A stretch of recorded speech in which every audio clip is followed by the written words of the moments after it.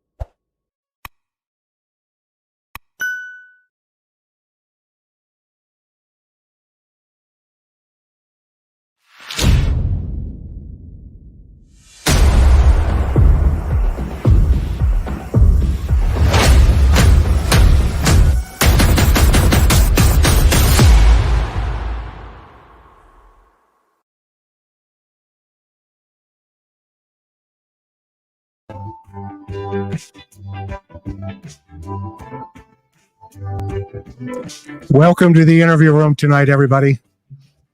It's great to see you. We're going to talk about stargazing tonight, so we thought for the first half here we'd get ready, just in case. I'd like to welcome everybody if this is your first time to the interview room. We appreciate you very much. And all we ask is one thing. You hit that subscribe button, you hit that like button, and you share this with every one of your friends on all the social media networks that you may have. That's it. That's all we ask. And that you ask a lot of questions. And hopefully we can answer them.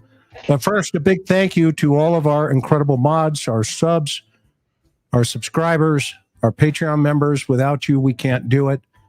Without Teresa M, Maui Girl, and Mimi J2, our mods, we sure love you girls.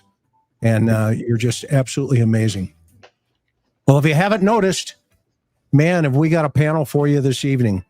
In the upper right-hand corner for an X or an O is my dear friend, old partner, Sergeant John Lamb, and he's a amazing human being. He's an author. He's a writer. I mean, just extraordinaire. And in fact, every once in a while, you see these pictures that pop up. I'm not really sure where they come from, but every once in a while, you see him on the cover of Police magazine. This is back in the day when he was actually pulling somebody out of a river here, I think, right, John? Yeah, that was the San Luis Rey River, although, I mean, if you're in California, it's a river. It's like the size of a good-sized creek. And that picture was taken in 1986, and I still had most of my hair, and it had color. The motorcycle officer, Davy Grant, who was a wonderful cop who sadly lost his life when in a crash when he was working in Tuolumne County. He was the salt of the earth. We loved him. And then the woman to my immediate right in the picture is at the time Detective Sheila Hancock. I believe her name is Sheila Pockenjack now. And Dave was just an amazing human being. As John mentioned, he lost his life, and we will always mourn him. And there's an officer tonight that we also want to just briefly mention who passed away in Boise area tonight. So I'm looking for the text that Bob Gilliam just sent me. So Bobby, if you could send it back to me, I'll read his name. Also with us tonight, if you haven't noticed, our greatest forensic psychologist, Dr. Gary Brucato, who is a visiting scholar at Boston College, where he collaborates with Dr. Ann Burgess and Victor Petreka on forensic research. He has examined and they examine crimes such as murder, including serial killing, serial offenses, sex offenses, mutilation and dismemberment, and the insanity defense. He is the co-author of the Columbia University Mass Database, which is the largest in the world about 119, 116 years of data, Gary? 19 years. 119 years of data. And he's also the co-author of The New Evil, Understanding the Emergence of Modern Violent Crime. We have a link to his book in the description below, so make sure you go get it. Also, John is an author, as I mentioned. All the links to his books are also going to be down below. And of course, my dear friend, Mr. Josh Diaz from the lab. What can we say about this guy? He is actually going to be producing a new podcast that we have with Gary, him, and myself. And it is called The Witness Box. The Witness Box. And the first episode dropped last week. And it's going to be a weekly podcast that we'll get guys like John and others involved in it and get them out there and let you guys hear the other side of sometime these true crime stories. If you haven't heard the first episode, go catch it, because Dr. Catherine Ramsland talked about her intimate details with BTK, and you're going to hear things on that podcast that have never been shared with the public. So hopefully you'll follow us over there, and also you'll follow the lab. Make sure you hit and subscribe to his channel. John, again, who's a retired homicide detective, he's also a very successful mystery book author. And you wrote and write a series of, you wrote a book about ghosts too, right, John, in San Diego? Very first book I sold, which was The Haunted Places of San Diego. It was called San Diego Specters. And what I tried to do is approach ghost investigations as if I was trying to put together a filing at the district attorney's office for a crime where all I had were witness statements. So I debunk some famous places, and in fact, my favorite chapter of that was, and you will remember this, Chris, the haunting of the Hunter Steakhouse. Yeah, in Ocean over a cemetery. Yep. And it allowed me to do a lot of really fun historical research. So if you have an interest in ghosts and you have a tolerance for bad puns, San Diego Specters is available. It's still in the stores down there, so go grab it. And can you still get it? Go ahead, John. Well, I just wanted to say, in point of fact, the reason that Dr. Gary wasn't wearing sunglasses, it's a known fact that he stares directly into the sun when he's bathing or sunbathing outside. So he's bathing, actually. This is going to give you a sample of what you'll hear at the Witness Box on that side of the coin. But John has written 7 books, six of them mystery novels, and they've been published by a division of Penguin Random House Books. So he's no slouch in his gifts, and he's a very funny guy, and you're going to enjoy his presence with us here tonight. Chris, the people in the audience want John to tell a funny story about you. Oh my gosh. That you wouldn't share normally. That I don't know. I'll just leave that up to John. Clamoring for a story. John. Have you got one? Be careful. Have I got one? Oh, okay. Why don't we wait until later on that? It's up to you. But no, well, all right. Interstate 5. The Pursuit. The Pursuit. Very briefly. Whoever asked this, you're going to get a copy of Dr. Brucato's book one day. Go ahead. And you know what? I still have to send you. I have the audio tape of that. It's still on audio tape of The Pursuit. Oh, really? Basically, I'll thumbnail it so we can get to the part where, and this is nothing embarrassing for Chris. We had kidnapping, armed robbery, and in Oceanside, which is 17 square miles, so it's a good-sized city. And the victim managed to escape from the suspect vehicle near our eastern city limits. Crime broadcast goes out, and I happen to be driving downtown, and I see the suspect vehicle. So it's covered the distance, and it's one of those moments where I look at them and they look at me, and we all know who each other is in this drama of life. So as I turn my lights on to pull the stop, they decide they're going to run. They're driving a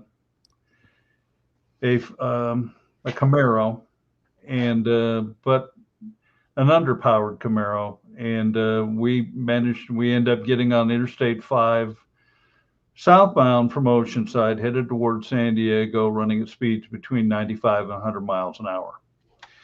And Chris is the unit directly behind me. And as we go through the First City South in Carlsbad, the Carlsbad officers are trying to weave a path in front of us to stop. And this is about 3 o'clock in the morning, which that works when there's lots of cars. But when there are no other cars, it makes you have to avoid collision with another cop car because the crook car went through. Anyway, the pursuit got down to Del Mar. So we're nearing the city limits of San Diego. We're 20 miles into the pursuit, when without warning, a San Diego sheriff's car comes up alongside.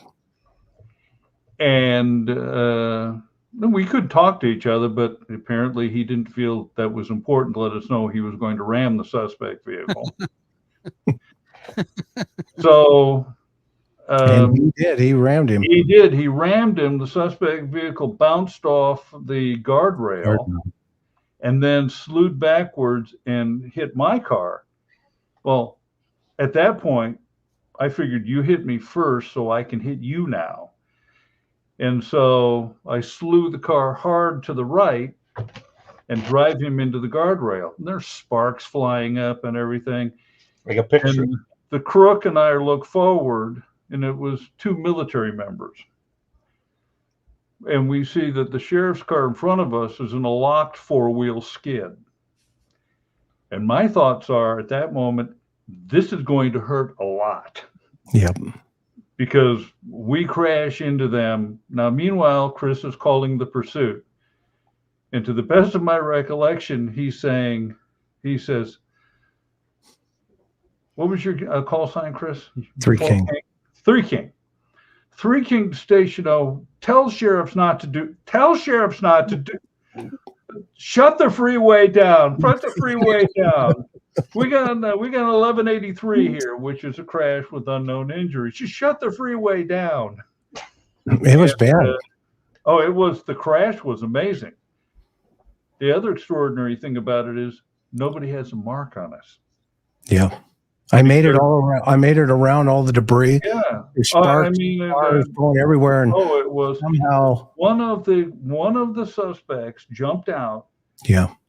And if you ever want to see Darwinism at work, natural selection, there are probably 25 cop cars behind us. And he jumps out of the car and goes, "Come on." Yeah. Wrong answer. This is an era before news helicopters and body cams and love. It was love. Public relations. It was public relations. It was PR. So when we're done, tell them towards the end of the show. Tell them about Ziegler. That's a really good story. But long story short, I jump out of my car, I run back, and I said, "Who?" And I look at the sheriff, and I'm like, "Never mind." I literally turned around, got back in my car. I think Woody was on the scene by then. Woody was on the scene by then, and what I told. And from that point forward, I referred to that sheriff's personnel as the road warrior. The road warriors. So tonight, let's, and thank you guys for asking that particular story, but we've got hundreds of them, unfortunately, that will go on. Better one near the end. Yeah, we could go for days, if not months. So the Alibi is out. And, we've got a really interesting alibi here. A lot of folks have already covered it this week, which is great. And the defense came up, Miss Taylor, and I want to put it up for everybody, and we're going to talk about. We're going to get a little deep here, but not too bad. Chris, did you say alibi or ad-libbed lie? Good. I'm sorry. I had to make sure. Okay. Ad-lib lie. It's going to be really interesting to see how this thing plays out because, well, first of all, Dr. Brucato has already talked about on other episodes, but I think it's important just as a refresher. Remember, a good investigator does not investigate people. You investigate information. Okay. And that information that you want to always look for, you want to look for exculpatory information whenever a major incident goes down. If you think like a defense attorney and you're looking for that information that says, no, this guy didn't do it, then you actually end up discovering the information that points to, well, yeah, you know what? We need to look a little harder over here. Okay. So as we've all been waiting, and the family more so than anybody, and I'm going to show you a screenshot of what they're saying, Steve and Christy, and as well as, Madison's, Anna, and Ethan's family. Everybody's been waiting for this alibi for quite some time. So now the defense has produced this alibi, and they've produced it in two positions. Number one, they've told us a little bit about what he was doing the night in June of 2022. And it says here in the second paragraph, he's an avid runner and hiker, and he explores many areas of Plows. Of note, he explored Wah Park in July of 22, and this became a favorite location. So it sounds like in November, the murders go down, but in July, Bryan has become an avid runner and an avid hiker. Okay. And one of his favorite locations would be the park, which is just west of where any of this stuff would have gone down.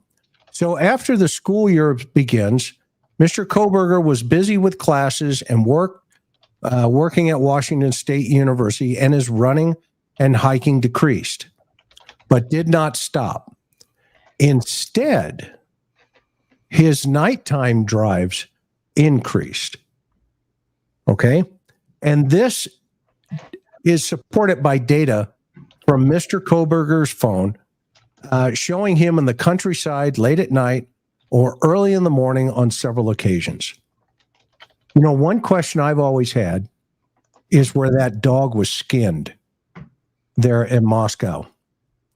And if there was a correlation to that dog, because they're not releasing that information out there. And it just so happens, as horrible as this sounds, that dog out there's name was Buddy. Okay? And when I heard that the first time, I was like, man, I hate that. And so this is the first thing. Okay. And then the phone data shows he's out in the countryside in the early morning hours, and on several occasions, his data includes photographs taken of several different late evenings in the early mornings, including in November, depicting the night sky. Now, Dr. Brucato, you brought up a really good point. What about his visual snow? Does he not have that anymore? Well, I mean, he certainly described it as plaguing him for a very long time, and being associated with a kind of sense of derealization and depersonalization, to the point that he would look at people and look at himself and feel that they were turning into meat by his own description. So there is some kind of potentially neurological, potentially psychiatric phenomenon going on there that would impact the visual experience. Yes. Of course, he was driving and he was looking at, whatever he was doing. I mean, he couldn't have been that impaired, but he describes it as, something that was happening. And I just think it's interesting to think about, how that might have affected a visual experience, like looking up at the stars and moon. Okay. So the night of the murder. We know it was overcast. But so who the defense is going to produce is a former Gilbert police officer named Cy Ray. And he's going to show that cell towers, cell phone, and radio frequency information did not correlate to Kohberger's location the night of the murders, November 13, 2022. And that Bryan Kohberger's device did not travel east on Pullman Highway in the early morning hours of November 13th, and thus could not be the captured video or the captured vehicle on video at the Moscow Pullman Highway near Floyd's cannabis shop. Okay, let's give them that information. Let's say, okay, good for you, defense. That's great. Maybe it's not him. Okay? But here's where the problem comes in on that one. Number one, okay, there are multiple pictures of the Elantra or an Elantra the morning of the murders coming up the driveway to the house at 1122. In fact, there is video surveillance of this vehicle coming up the street. So that in of itself, that said, okay, we've got to go back to the original affidavit, okay, and we start looking at the phone. So the phone pings at 0247, and it really comes down to a couple questions, right? And let me show this. Okay, the red is where the prosecution is saying the phone's going to, we're going to show you everything you need to know about that phone in this triangle. The blue is where the defense is going to say, well, we're going to show you everything that we believe the evidence will point to. Okay.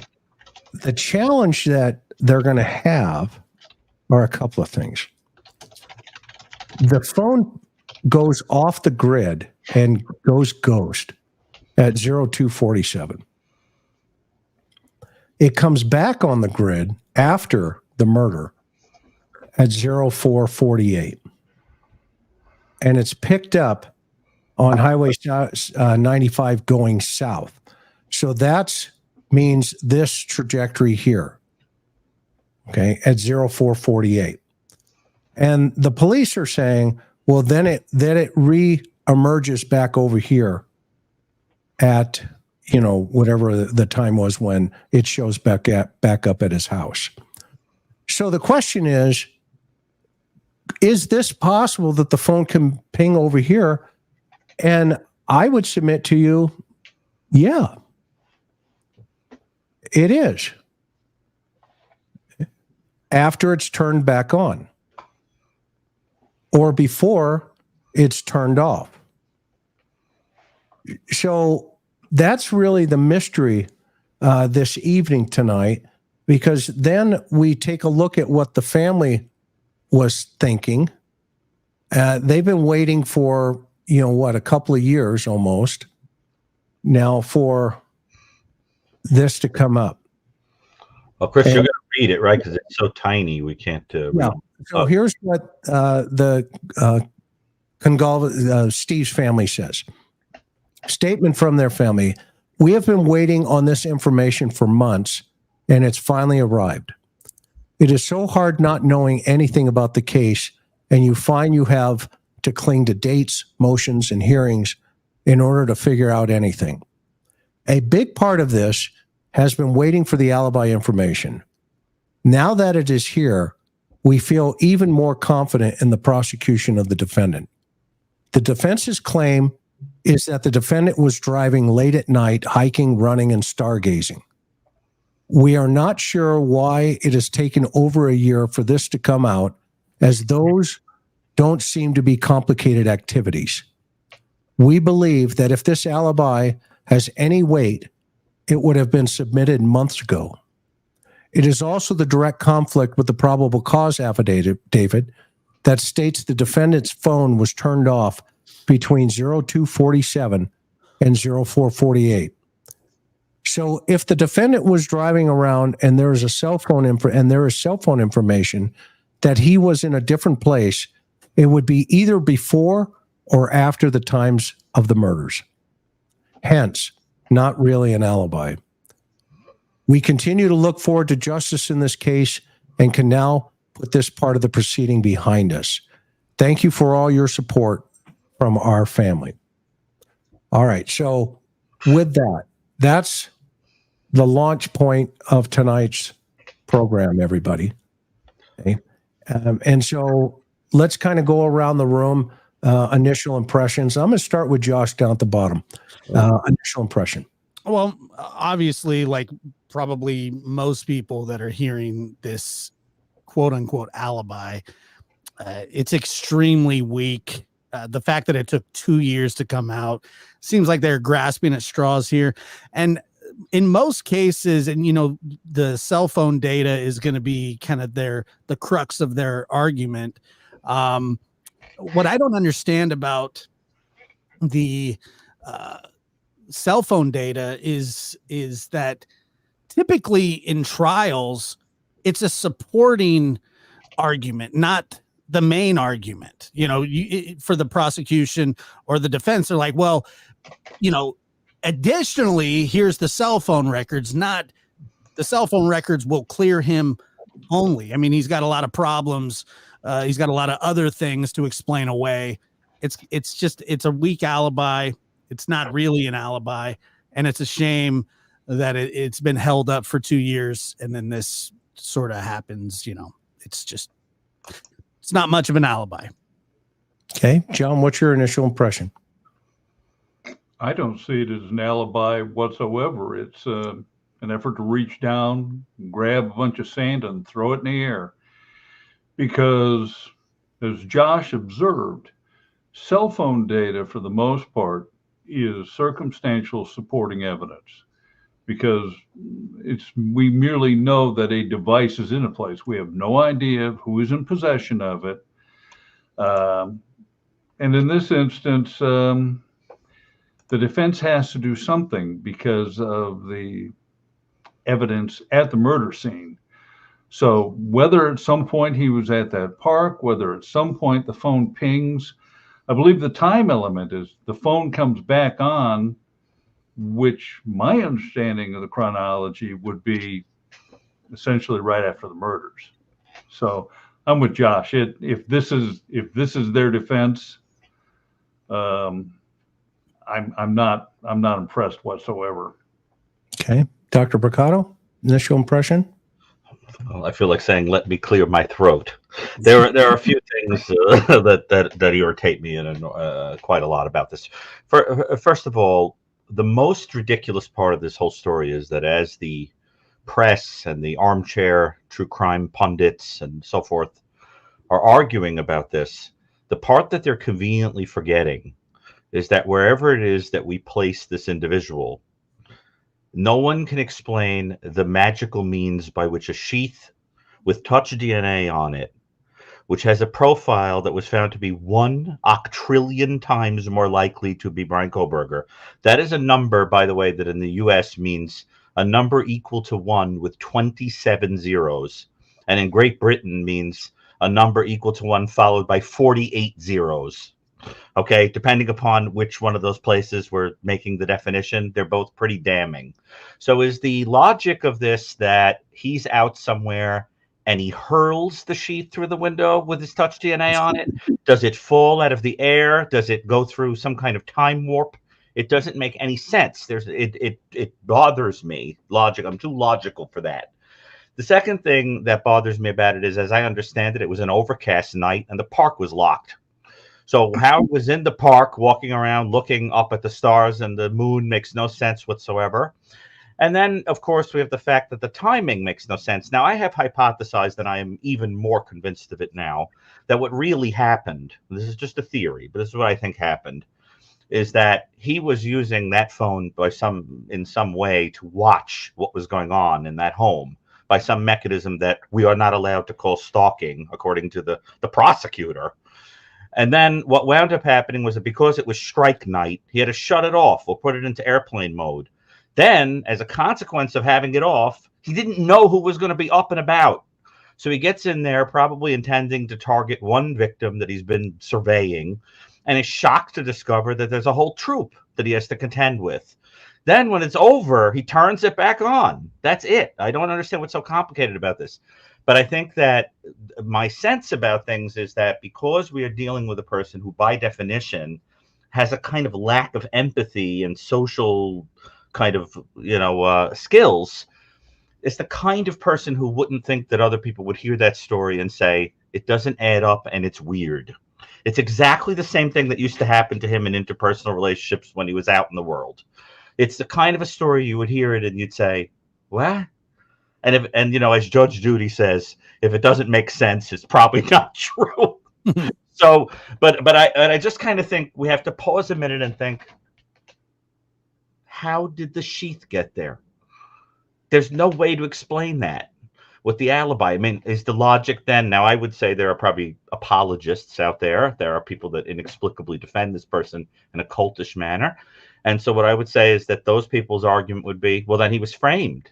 Someone took a sheath with his DNA on it and placed it there. Or the other argument you're going to hear is there's DNA of other people. Of course there is. That's like saying if you killed someone in a train station, that there wouldn't be DNA from other people there. It's a train station. Well, so how did they get the DNA? Pass through. What happened, Josh? How do they get the DNA to plant it? Do they cut his thumb off or something? But Chris, Chris and John, from an investigative perspective, wouldn't you expect DNA from a lot of people in a party house? Well, of course, you've got multiple people living there, and I want to circle back to something you said about he arrives at the scene intending to find one victim, right? And he finds multiple victims, and you can find multiple instances of these sort of crimes happening because the offender doesn't anticipate finding more victims. I mean, go back to the famous Richard Speck murder case in Chicago. Right. He went in looking for one victim and murdered 8. So this, what you say is actually fits into what we know about offenders who may possess some significant intellectual skills, but they're not really socialized. Right. We saw that with Dennis Rader also. Very similar situation we were just talking about on the podcast with Dr. Ramsland, was this sort of socially inept, obsessional, detached guy who intended to target a particular, a mother and a daughter, and then gets in there and discovers a whole troop of people. And so it's the same story. What's up, Chris? Well, here's the elephant in the living room. It says, Gonzalez and Mogan were deceased with visible stab wounds. I also later noticed what appeared to be a tan leather knife sheath laying on the bed next to Mogan's right side when viewed from the door, i.e. he sees it from the door into the room. He can see there's a leather sheath laying next to her.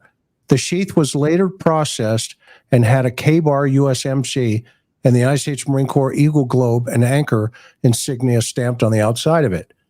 The Idaho State Lab later located a single source of male DNA suspect profile, i.e. it's just not DNA.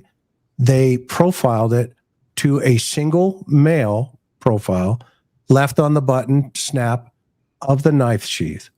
Right.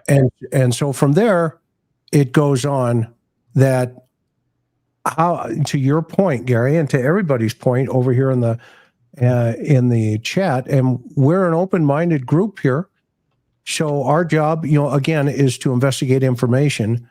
It's not, and to always look for exculpatory. So if this is exculpatory, how do we take this sheath out of the picture other than the theory that one of the theories that Gary just brought up, that somehow either A, he's at the park and somehow miraculously the sheath gets through the air and lands, to the right side of one of the victims inside the house, or B, it was planted there by the real killer, and the real killer somehow had BK's DNA on it.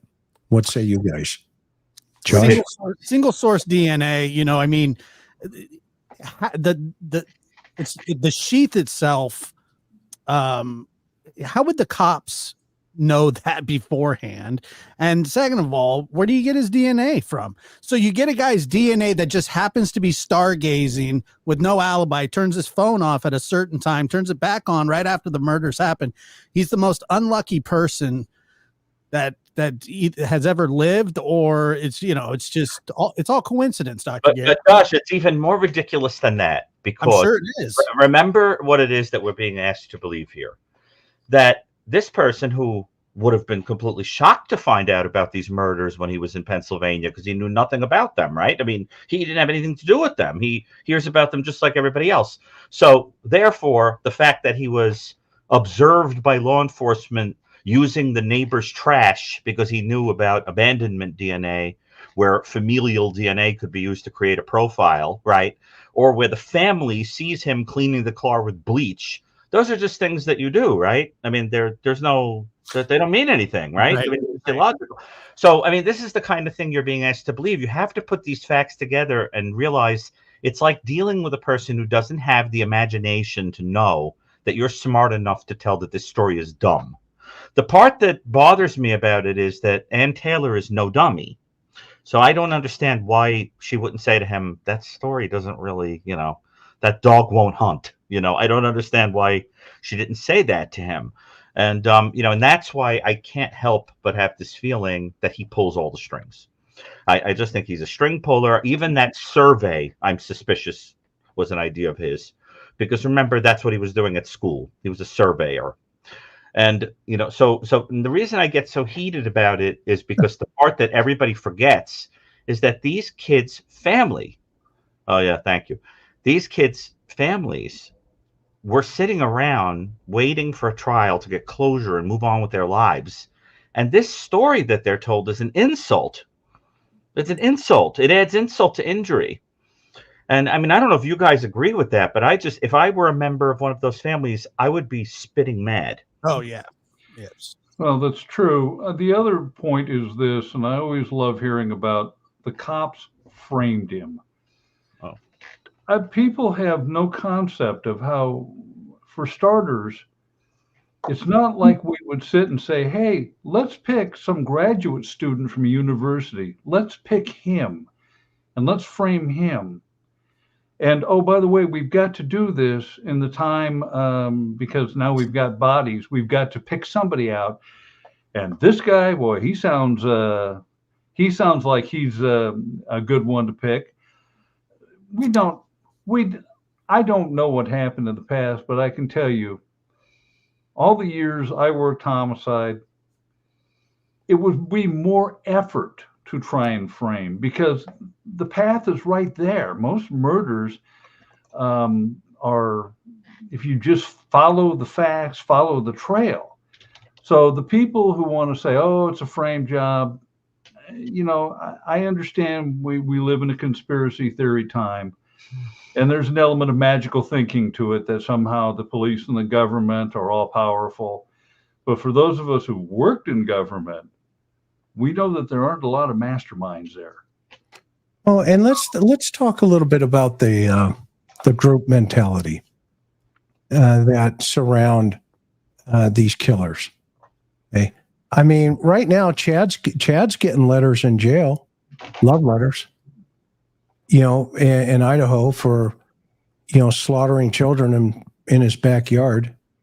Lori's getting love letters. Gary, what is it in the human condition that causes this problem? Well, there are a few different things going on. I think, you know, a person could really write a dissertation about the Kohberger phenomenon. First of all, there are some people that I think have a tendency to think, I think it's a kind of a fallacy in logic, where they think that the smartest person in the room is the one who is contrary to anything that everybody else is saying. Even if something is plain as the nose on your face, they have to argue with you, and they mistake that for being intelligent. And often people like that, you know, are kind of rigid or paranoid or weird or downright goofy. in the way that they interpret facts, and you can't get them to change their mind about anything. So what really happens is if you give them a contrary piece of information, that it just becomes something that has to be incorporated into the system. So you get that type of person who is either ill or a little strange or just chooses to be contrarian. But then you have this other school, this other group of people that are called Hybristophilics, who are people who have a romantic attraction to people who've committed violent acts. And those are very interesting. When you study them, there are a few different types. There are the types that are attracted to the idea that they are vicariously part of the infamy and what the person has done. There are the types that have themselves been abused and are masochists who are attracted to somebody who could hurt them so badly. There is the idea that because the person you're in love with is in a jail cell, the person is totally predictable, won't cheat on you, wouldn't ever look at anybody else, and will have you on a pedestal. So there's that type, right? And then of course, you know, there are the types that have what you call like an erotomanic relationship with a person who doesn't even know they're alive, like the person I talked to years ago, who told me that he would write a letter to a famous, I think it was the Pope, write a letter to the Pope and get back a form letter that said, you know, the Holy Father has, you know, will pray over your concern, you know, thank you very much, and thought that they were in a personal relationship and went around telling people, you know, we're dear friends. The Holy Father and I are dear friends. I have personal letters from him, right? So there's that kind of person too who thinks there's a connection that doesn't really exist. And when you put that soup together, you know, you wind up, and then there's a final group that I'm noticing in the Kohberger world that are very interesting, that fantasize that he's some kind of master criminal, like a Zodiac killer type, and they love the mystery of it. They think it's like one big giant episode of Columbo or something, where they think that he sat down and intricately plotted everything. You know, he planted the sheath, he is toying with the cell phone data, he knew, you know, he planned it, it happened on this day for this reason, you know, blah, blah, blah. And of course, this is giving him too much credit. The truth of the matter is he was bright enough to be in that kind of educational situation, but Zodiac killer, he ain't. I mean, this is not a brilliant person. And in fact, I think he was so socially weird that the intellect wouldn't be enough, as John was saying earlier. So I think it's that combination of things.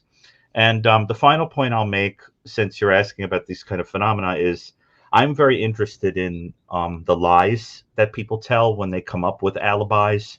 And I find that they are often like a projective test, like a Rorschach or a TAT test, because you've got to work with what you are and what you know when you project into something and make a story up.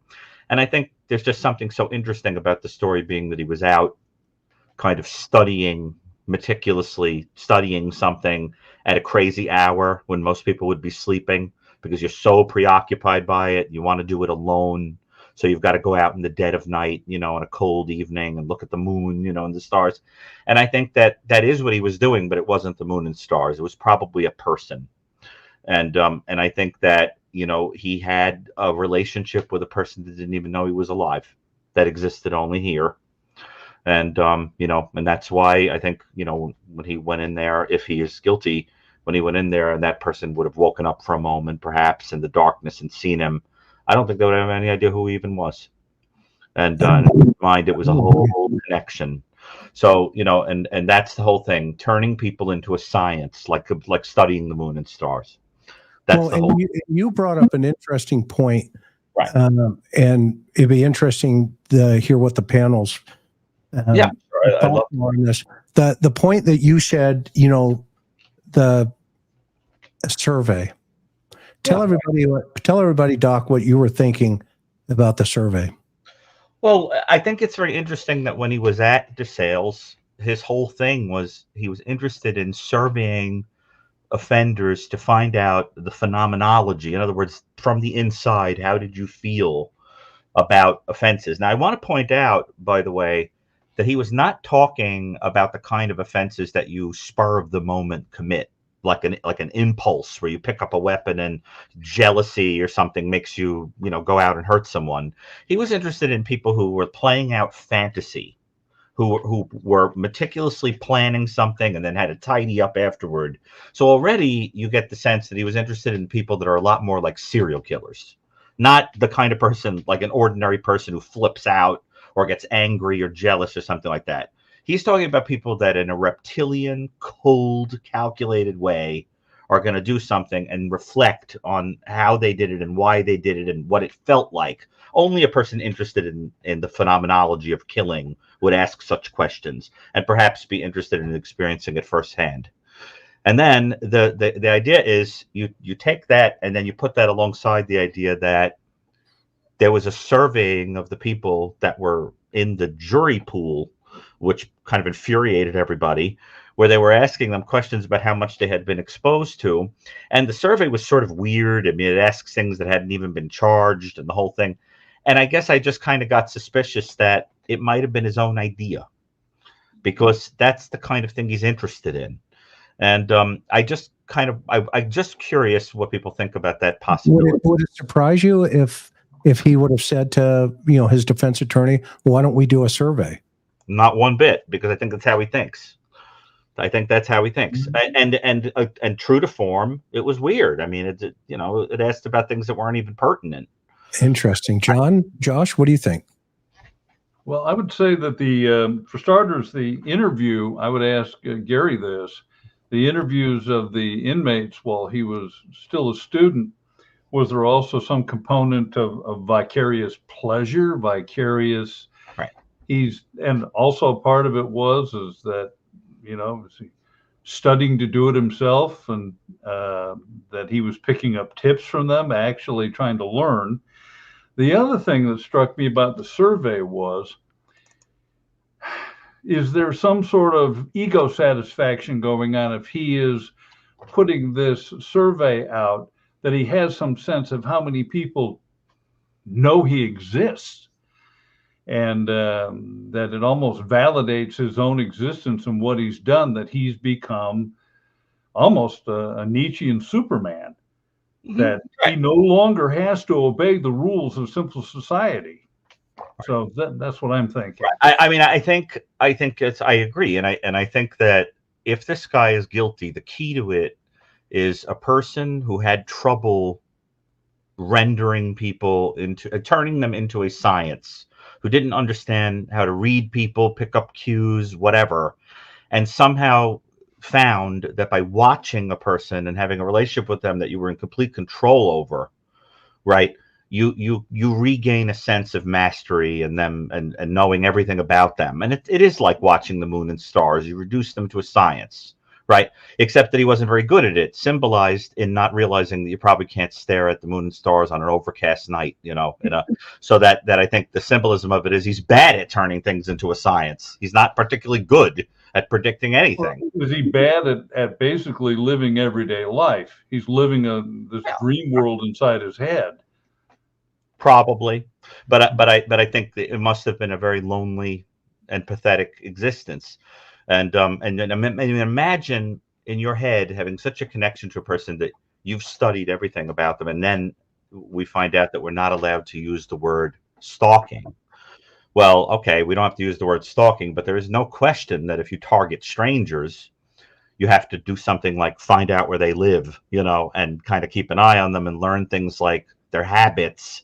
And I mean, is there anyone in this group that doesn't believe there was some degree of surveillance or watching going on? No. And you know what? And let me back that up real fast with data. Please do. Not my opinion here.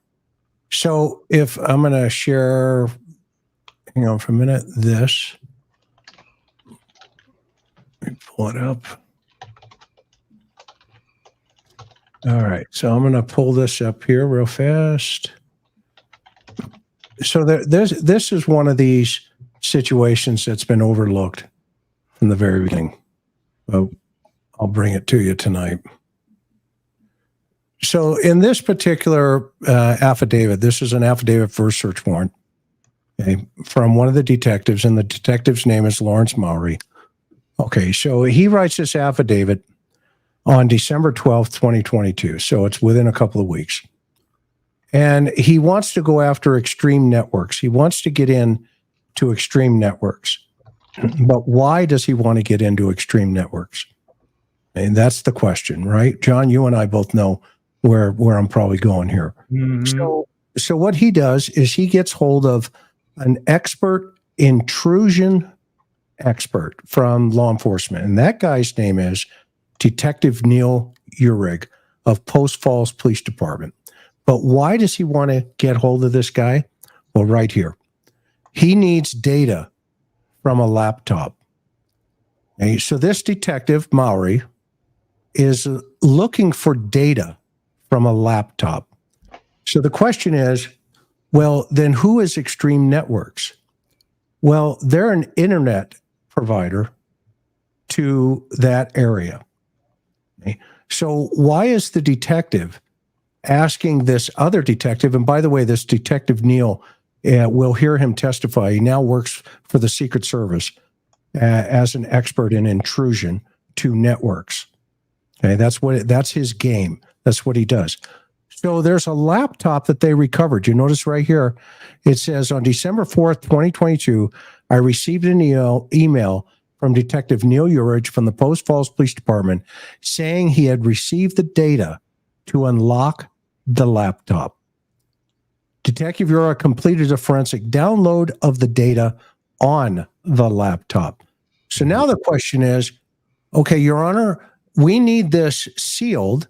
And you'll notice it's been redacted here. It even says redacted, but they missed one thing. The question is, whose laptop? And we get down here and we learn that it's Kaylee's laptop. Okay. Decrypting and access extreme network services in the name of Kaylee. So now here's the question. Let's take the cell phone data out of the play. All right, everybody who's screaming for, look, see, we told you it's not cell phone data. Okay. But what about this data? And why do you have an intrusion expert looking at this data? Because I have said from the very beginning, this guy utilized his skill set to get into networks. He wanted to teach law enforcement how to do that. We forget that piece of information in the very beginning. He applied, remember, for the police department because he wanted to show them, his technical skills on how to do that. Well, now, so the law enforcement in this affidavit, and by the way, this is returned. The search warrant, this is the return of the search warrant, that they had actually recovered data on the 12th of whenever it was here, therefore, on the 12th, and it was given by a magistrate to go get it, go see what's in there. And so we don't even know yet what that data is going to show, but what we do know, to Dr. Brucato's point earlier, is while everybody's been screaming about these cell phone towers, we're missing the elephant in the living room. And that means what else is on these laptops that we have not seen yet? Because I have a form here, this right here, I'm going to show you. I'm not going to show the public in totality yet, but I have data here all about BK and about every single hit that came up on in his environment. Okay, every single one of them. And it just so happens on one of the pages, I'm not going to say who, but you see the two little green lines. It just happens to be two of the victims. Go figure. Go figure. I'm not going to show that into the public. Okay, but I can guarantee you it's sitting here. And, the rest is going to be history. So the question is, Gary and Dr. Brucato and Josh, what say you? What are your guys' thoughts on what I just showed us here? Well, Yeah, go ahead. what I was going to say, Chris, is, people, they kind of poo-poo the circumstantial evidence aspect of cases a lot. They say it's just circumstantial. by the letter of the law, if you look, circumstantial evidence is as good as physical evidence, if not better, under the law. Circumstantial evidence is called common sense evidence to me. That's the way that I look at circumstantial evidence. It tells a story. If you can't explain this away this way and then it goes that way. But not only do we have circumstantial evidence in this case, we have physical evidence in this case. And that's when it really becomes hard to explain this kind of stuff away. The problem with this case is the circus that it's become, because it's such a national, not even that, it's worldwide. This story had all the elements to catch the 48 hours and the datelines and the everything. It had every aspect of that. And what you get with that is you also get people who are apologists, like Dr. Gary said earlier. Richard Ramirez was one of the most hideous humans of all time. He had terrible teeth. He smelled bad. He was a creep. He was just everything about him was bad, and people defended him and women wanted him. And you're going, how do these kind of things, happen? I have no dog in the fight. If there was evidence that Bryan Kohberger isn't the guy and not everything pointed at him, why? I don't know why we would jump on some bandwagon and go, well, everybody else thinks it's him. It's not because we hate on him. It's not because we're assuming. I'm going by the touch DNA. I'm going by the circumstantial evidence. I mean, the fact that he's cleaning things, people see him throwing trash into a different, bin and so on and so forth. That's just, to me, if this case was not known, it's pretty open and shut, I would think. So let's answer this question for this person here. I mean, maybe they're just looking for attention for their YouTube page. Okay, so everybody take a hard look at this, the name here. Okay, they may have a YouTube channel, so make sure, they're everything they know. Make sure whatever. No connection, no motive, no weapon, no credible witness. What do you really have? Question mark. I don't know. What do we have? I think we just went over some of it. Yeah, DNA, circumstantial, and DNA evidence. I mean, well, but you see, this is about attention. This person needs attention, so let's give them attention, Doc. I know you're not going to say anything. I know you like the book, okay? But that's what they need attention. So I'm going to give them attention. Okay, I love NES. I absolutely love it. John, how many times, and by the way, I'm going to tell you a quick story about this guy up here in the upper right-hand corner. I investigated him to where he had to take somebody's life, a guy who pulled a sword on him. And I was the case agent that investigated John's officer-involved shooting. Wow. I can't tell you how many people I interviewed that were totally in left field and they needed attention. And so I have a philosophy here on this show that if somebody needs attention, a lot of it, I'll be more than glad to give it to you. That's not a problem. I mean, there's just so much out there. But here's a response back to you. Why do you need attention? Number one. Okay. Number two, why do you need attention with Bryan Kohberger? Right. And from Bryan Kohberger? Right. Why is that so important to you without being down the middle? And I saw a lot of people earlier when I put in there, down the middle, ha. Okay, great. What information do you have that shows how the DNA got into the house? Let me ask you that question. What information do you have that shows the Elantra is not on other videos that the police put in the affidavit? Okay. What information do you have that he wasn't in the neighborhood that evening, 12 separate times according to the cell towers? What information do you have that shows his phone did not turn off at 0247 and then turn back on at 0448? Okay. And what information do you have that you can help the families solve this crime if Bryan is not their guy? So go take your information, have the family on, and give them the information that you have, because that's what's imperative here. The families are imperative. Your attention getting is not important.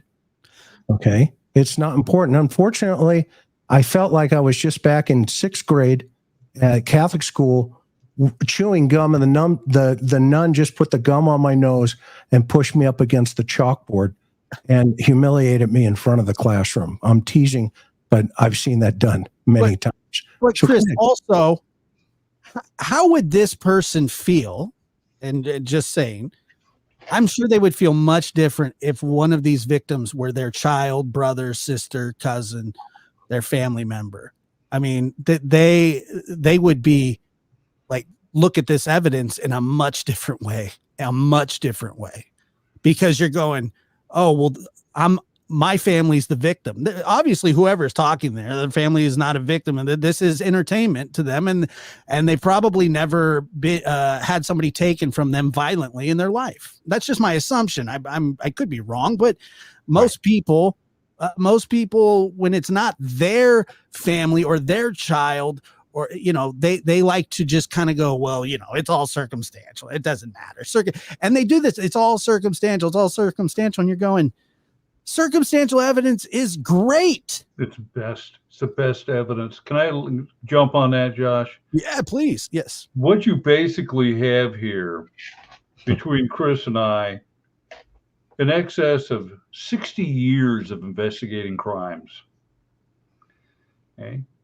I've investigated over 100 murders and probably another 200 suspicious deaths. Chris has done that many. So at some point, this person is going to have to accept the fact that we actually know what we're talking about. We're not speculating. We've seen so many murders. We have seen that this theory that somehow the Professor Moriarty is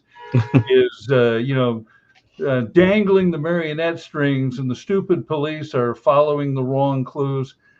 That to me is really, it almost suggests to me this is a person who needs to have magical beliefs in their life. Okay, we've seen more bodies than you have any concept. So we can look at this and we can make value judgments. And here's the bottom line. There's DNA evidence. So the only thing I'll add to that, Chris, is at least at your Catholic school, the nuns used 18-inch rulers on knuckles, the school I went to. Oh, yeah, I got nailed. Of course, I never got hit at all. Yeah, I bet. I bet. But let's look at the receipts. Let's look at it here. So this is in the affidavit, okay? And now let's also remind the audience of how slick Ann Taylor has been. She's been really good at getting information out into the environment to create this conversation of attention. We'll call it that, okay? But look, here's the receipts here. First of all, as part of the investigation, an extensive search, commonly referred to in law enforcement as a video canvas, was conducted in the King Road residence. This canvas was obtained, or the purpose of it was to obtain footage. Okay, so they go out and they start looking at all the cameras in the neighborhood.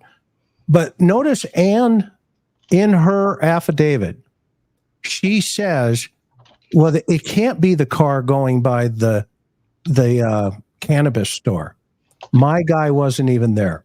So what does she do? She builds a theme around cell towers and that Elantra that's on the video outside of the neighborhood.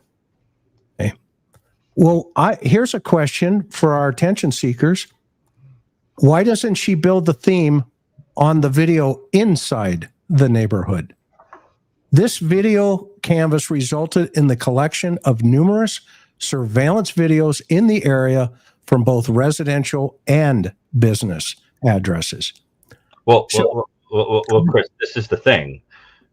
just because you keep, I just want to get a chance to say this. I think that the whole point is that the type of person who thinks I know better than two people that have been in law enforcement for decades, a forensic psychologist who's been doing this for decades, someone who has firsthand experience of having had a family member lost, is exactly the kind of person who would identify with Kohberger, because it's exactly the same phenomenon going on. I know better than everyone.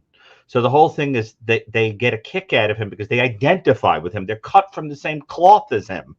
So that it's that kind of person who gets a sense of superiority, hiding behind the screen, making obnoxious comments to try to zing it to authority.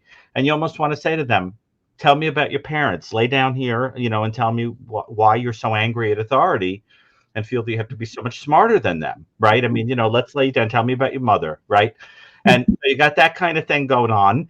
And then you have the idea that on top of it, they have the same twisted logic where they're not good at it, right? So it's like, I'm better than you, but like, I have no imagination. I have to twist things in a culty way to make them make sense. And I just think there is something to the notion of Occam's razor. The simple thing is probably truer, rather than having to go through all these machinations, to make something make sense. I mean, Chris, wouldn't you say that in your experience, 9 times out of 10, the simplest thing was true? Rather than the over-the-top ridiculous stories that people try to tell you to explain things. Absolutely. And here the cops have pointed it out that, right, between 329 and 420, let's give Ann, and I love this comment by Suzanne here. Ann Taylor's doing a job. I think it's wrong to insult her. I'm not insulting her, Suzanne.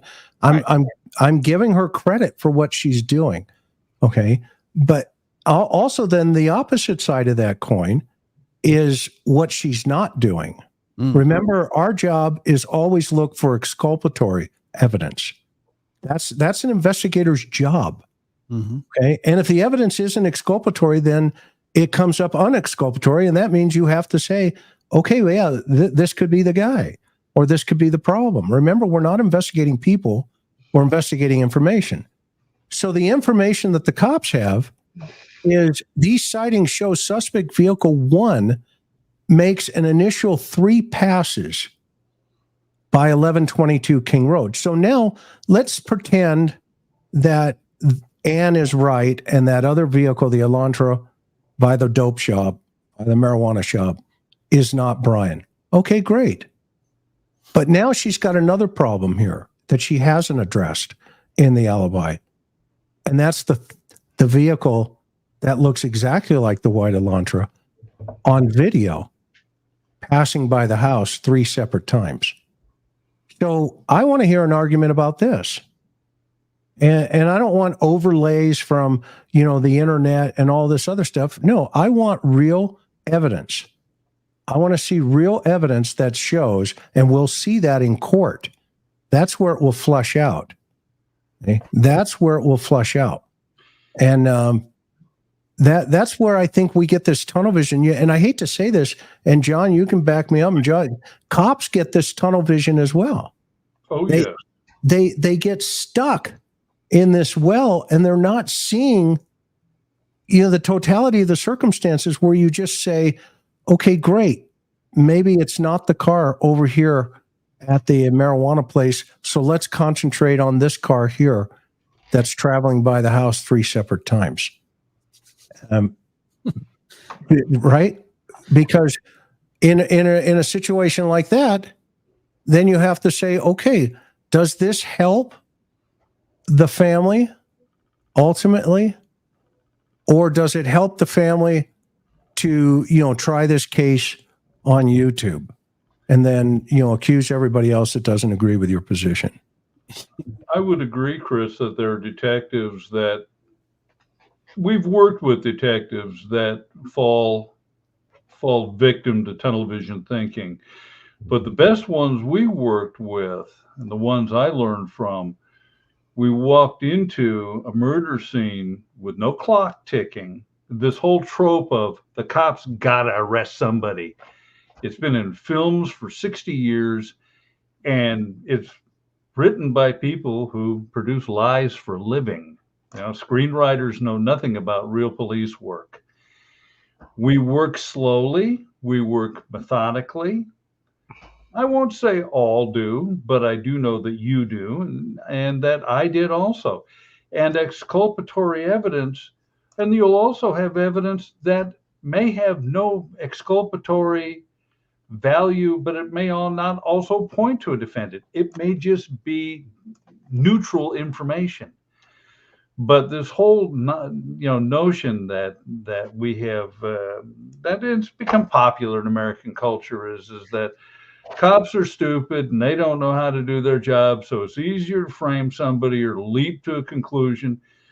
Just stop and think of this. If you were the detective and you arrest the wrong person, are you prepared to roll the dice in a multi-million-dollar lawsuit for false arrest?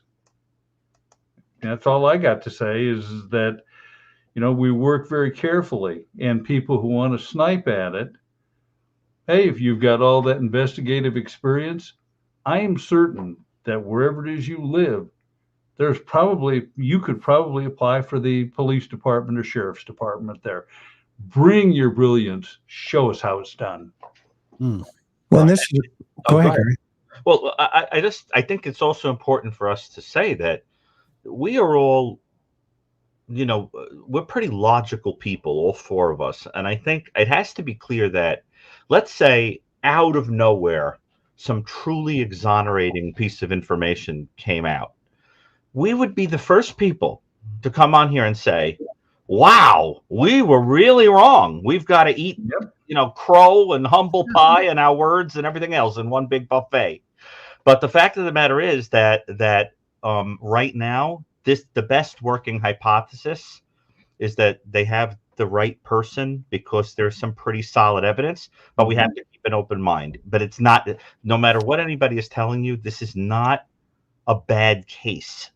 The fact of the matter is, like, I have seen people, go to the chair, as they say, on less evidence than way less. This is a lot of evidence. And so I'm just saying, I think there are a lot of people who are trying to spin the narrative and toy with it, whatever. But to me, that's bad science. The way I think about it is, we have a hypothesis. If new information comes in, we have to evaluate that hypothesis. And that is the difference between what we are doing, what I think a lot of these other people are doing, which is that they are seeing it almost like a faith or a cult, where they have a preconceived idea, and then anything that doesn't match it has to be explained away, or they have to argue with you. They get angry at you for daring to ask an intelligent question. And to me, the most basic question of the evening is, if you're going to say that somebody is, let's say 10 miles away from a murder house at the murder scene at a certain time, by what magical mechanism did the sheets with your DNA get into that house? And I haven't seen one person come up with an explanation that makes sense of that. And the only one that I could think of is somebody saying that it was planted there. And I really think Occam's razor rules that one out as pretty goofy, because what mechanism would there be for somebody to do that? And then this is my favorite part of the whole logical argument. The same person who would say to you, well, what motive would he have for killing these women? He had no relationship with them. Therefore, it's ridiculous to suggest that he did. But they have no problem accepting a frame-up job by a person who had no reason to do it or relationship with him whatsoever. In other words, you imagine when it's convenient, but otherwise you need cold, hard facts. It's very, very strange to me. So I really want to put it out there that we are not saying what we're saying out of a passion, right, or a foolish conviction, that, a blindedness. I think we are coming from a place of science. And I think everybody really could echo that. I mean, wouldn't you say, Chris? I mean, we'd be the first ones to apologize if we were wrong. Yeah, I mean, and here's a great question here from Denise. What do you guys think of Cy Ray? He's sort of one of you. No, I'm surprised he would risk ruining his career if he was wrong here. Well, I don't think he's going to ruin his career by coming up and saying, hey, this is my findings. But here's the problem. His company was bought by LexisNexis. Okay, and he was a director in LexisNexis because obviously they acquired his company. But here's the problem. A federal judge has already ruled that the company data that is being utilized is problematic for law enforcement. Okay. And right here, he says in a ruling, the district court, Judge Juan Villasenora forbade prosecutors from using cell phone mapping technology from a company founded by a former Arizona police officer. And they go down and they name the company. Tracks Mapping Software from Chandler, Arizona. Well, guess what? That's PSI. And unfortunately, the courts are already weighing in about the data that they capture at the company. So now then we go over here and we start looking at, okay, so what exactly does that mean? What exactly does that mean? Well, it means this. In some of the stories, i.e. the documentation and the affidavit,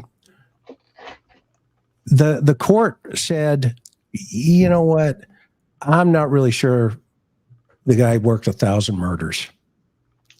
Okay, I got a problem. That's not my opinion. That's what the courts say. Okay. I have testified, I can't tell you how many times, as an expert in homicide investigation, because I have a log right behind me, and John knows that log that I'm talking about because he used to help me fill it up because he was a supervisor at one point. And that log over there has every single case I was ever involved in. So what I want to do is take you to basic cell phone theory and cell phone analysis. It's real simple. Okay, it is not complicated. Okay, this right here comes from the CAS team in the FBI. This is their manual. Okay, and this is why the courts say, you know, cell phone data can be really good, or it can be really ambiguous. And it's like, okay, we're not really sure. And that's why you always rely on what's at the crime scene. What's the data? What's the evidence at the crime scene? Because what this data here, a cell phone is regularly surveying the radio frequency, or RF, in an environment of the cell phone provider to identify the cell tower and sector with the best RF signal, i.e., your phone is always pinging. Always pinging. Okay. And there are ways to even pick it up to be closer. So it's sending a radio frequency out and it's sending a radio frequency in. Can everybody see that? Okay. And that means the tower base transceiver station, or BTS, is picking up that frequency. Sometimes towers are three-dimensional, like a triangle, okay? And depending on if the phone is moving towards the tower or away from the tower is whether or not it would go to a further one or potentially ping backwards, okay? So that's why this technology is sometimes very, very difficult to. And by the way, this is their manual. This is their training manual from the FBI right here. Mm-hmm. Okay? And so what you want to do is once you get the data, i.e. the phone numbers, you immediately compare it to the tower dumps. That's what it's called. And that's what's called a CAST VIZ overview. That's what that means. Right? So could Brian's phone have pinged in a different location? Absolutely. Absolutely, 100%.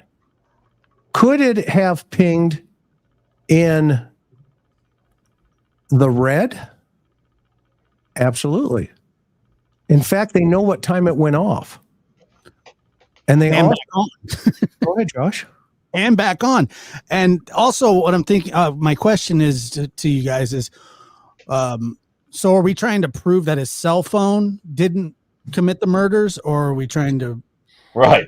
Like a phone doesn't have to be where a person is. Right. I mean, it's like, okay, so say his phone wasn't there, or it wasn't a part of this, stargazing alibi, that his phone just magically shut off while he was, out doing whatever, and then around 4:48 or whatever time his phone went back on, since the murders happened between 4 o'clock and 4:20 or something in that area, and then 20 minutes later his phone just magically pops back on. And so like, it's just like, so who's on trial? Is the phone the murderer, or is it? And also one other thing, Chris, that we didn't cover, and I know you guys have covered it before, he bought a K-bar knife just months before the murders on Amazon. Where's his sheath at? Where's his, where is it? I mean, that, it's just, there's, so We he don't even just, know where the knife is, Josh. what's that? We don't even know where the knife is. Well, we know where the sheath is. Right. Or a sheath with a DNA, a sheath, right? If we think about that, right? DNA. Yes. But let's go with the hypothesis that the blue is correct, that size correct, and I'm not going to say he's not going to be. Okay, personally, I'm not going to say that yet. Okay? But is that exculpatory evidence to Bryan Kohberger? And I would submit to you the answer is no. Yeah, but Chris, this guy's area of expertise. This guy knows about this stuff. Yeah, if we look at the right side here, the red, that's the prosecution side. No, I mean the Kohberger knows about this stuff. Of course he does. Imagine that if a person were trying to plan an alibi who had knowledge of that kind of thing, they would know for a long time that this is the kind of thing that, because he was interested in, remember, his whole thing was how he could be useful to law enforcement, teaching them things like that, about how to use this kind of electronic stuff. So that it's interesting that would be the alibi that the person comes up with. And if it's something that he had been thinking about and planning from the beginning, then why did everybody have to wait so long for it? It feels so anticlimactic and insulting that this is what everybody waited for. I mean, you guys not agree? I mean, it felt like a thud. It's like, okay, here's my big, alibi, guys. You ready? And then it was like, what? It wasn't too exciting or interesting. Well, it reminds me of Richard Allen's, what's your alibi? I was on the Monon High Bridge around that time. Oh, okay, great. Chris? Yeah, John. You have a question here about how could there be no blood on the sheath? Can I answer that? Mm-hmm. Yeah, please. Worked a murder in 1985, a stabbing in the parking lot. You'll know this place, Chris, North Tremont, near the just north of the of 2nd Street, where the parking lot was. Victim was stabbed in the throat and bled out in the street with a hunting knife. We did a search of the crime scene. We found the sheath. Not only did we find the sheath, a patrol officer came up and remembered seeing that sheath on a guy earlier in the evening that he had told him to secure the knife inside his vehicle because, in Oceanside, you were not allowed to wear a knife. Even if it was not concealed, you couldn't carry a knife. He recognized that sheath, and he had written an FI. So here we have a murder that occurred with no witness, because the way the witnesses were downtown. Yeah. And it was nobody saw, and the other word began with S, and you can fill in nobody ever saw S. And but we had an FI, and so we went to this guy's apartment. He opens up the door, and he's got blood all over his shoes. And so that sheath did not have a drop of blood on it. And the punchline to that, the murder, the reason for the murder, an argument over ownership of a $5 pot metal crucifix. Yeah. This illustrates what I tried to say before is that we're not speculating. We're not true crime addicts. We've seen this stuff. Yeah. And an FI is a field interview, Kelly. Field interview card. And so it is a case where we recovered a sheath with not a drop of blood on it. And to give you an idea of how much blood was shed, I will simply say two things. First of all, it's common during an autopsy to withdraw blood from a victim. They had to withdraw it from an organ because he ran across the parking lot and basically emptied himself of blood. And there was so much blood that we had to call out a fire department pumper to wash the pavement down. So, but out of all that blood spilled, there wasn't so much as a drop of blood on the knife sheath. So yes, it can happen. I've seen it personally. Yeah. So that's a great point, John. So let's look at, I think this is how simple it's going to be for the prosecution. And unfortunately, when they cross-examine whoever's going to be on the stand, it's going to be real simple. This is it's a no-brainer analogy. Okay. The phone, top one, BK residence, it pings 12 times around the 1122 King Street address. Okay, 12 times. Then, of course, it's after the murder, it's seen going down, which is this area right here. The phone is seen going down here and, pinging down there. Now, there is no question, according to the evidence at this point, that phone that these three little dots are showing in that triangle, according to the prosecution's theory and the prosecution's evidence, belongs to Bryan Kohberger. That's his phone. Okay. Now the defense says, okay, but wait a minute. We have that phone pinging over here, down, south, and then it's west over here at the park before the murders.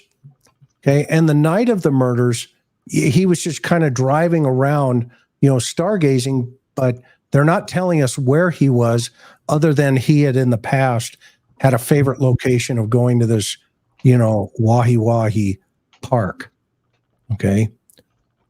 So right now, the first question I would ask if I was the prosecutor to the guy who's going to testify is it possible down here, this little dot here at the bottom where it says prosecution? Yes, sir. Is it possible that phone from this dot could have traveled to this dot and then pick up another cell phone tower? If he says yes, then you say no further questions. That's it. Less is more, more is less. And then everybody goes, okay, so now what? Well, guess what? We're still back with the 12 pings, and now you're still back with the 3 separate cars where, just if you're the prosecutor, just throw that 4th one out, crossing the area and stick with the 3, because now you get the intrusion guy on there. You put on the evidence of show the video of the car passing the house 3 separate times. For all we know, they have him out of the car. We don't know that yet. We know they have an audio from a camera next door where there's a thump, and they think there's a scream, or it sounds like a bark. There's all kinds of different theories on that. Okay, there are witnesses that they interviewed that were at a party next door. Karen and I talked to a guy, when we were there. And it comes down to, just sticking to the facts. And sometimes cases like this are so easy, they're not very complicated, but they become complicated when you don't fill in the gaps for the family. And this is what I think the family has rightfully brought to everybody's attention, saying, look, the phone was turned off from 2:47 to 4:48. That's what the family's saying. And that's what the prosecution should be pounding on into the public. Because if that's the truth, then guess what? You can put all the experts in the world on the stand. If they can say, was his phone on? and they go no, say no further questions. It doesn't go any further than that. Right? I mean, am I missing something here, guys? No. I don't think so. You've also got the fact that the witness described a person who had the physical characteristics of Bryan Kohberger. So whoever really did it, if he didn't, would also have to be a kind of doppelganger who was similar in height, size, right down to the eyebrows. You remember the description of the eyebrows? So, I mean, the number of coincidences that would be necessary for it to be somebody else are mind-boggling. And I mean, that's the part that drives me nuts about it. And I have to say, Chris, I think part of the problem is for us, we are all people who have encountered narcissistic, attention demanding kind of personalities, and we're kind of immune to them at this point. But the trouble is the general public, they don't understand that everything that's happening is to the great delight of a person like this, because people are sitting around dreaming him up to be more complicated than he is, to be some sort of criminal mastermind, a genius who plotted everything out to the most meticulous detail, when really what it is he's kind of a garden variety goofball, who did something and screwed it up, if he's guilty, screwed it up so badly that he left a sheath with, and that's exactly the kind of person who would say, I did it on purpose. It was part of my master plan that I did it, And I was thinking to myself, okay, yeah, right. Yeah. The whole time that I'm hearing this alibi. So I just kind of think the part of the reason that we're so shocked by the reaction is that we've got a kind of like a force field around us where we don't get affected by people who are trying to pull us into making them special or fascinating, whatever. He's just an ordinary guy. And I think you have to remember that, because I mean, I have to tell you, how many offenders can you think of?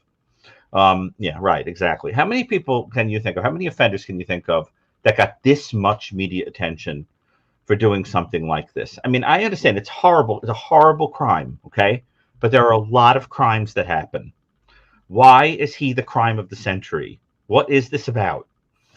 I mean, if it isn't something that he wants, I can't understand it. I mean, do any of you have any explanation for this?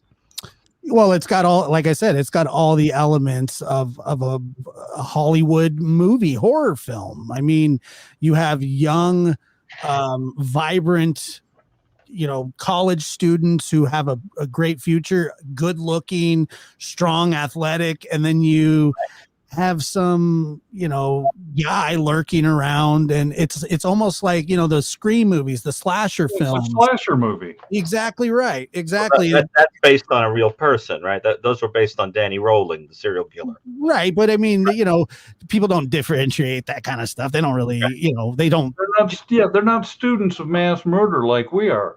Right. And you said something very important, Gary, which is we've dealt with these people. Right. We've dealt with these people that are,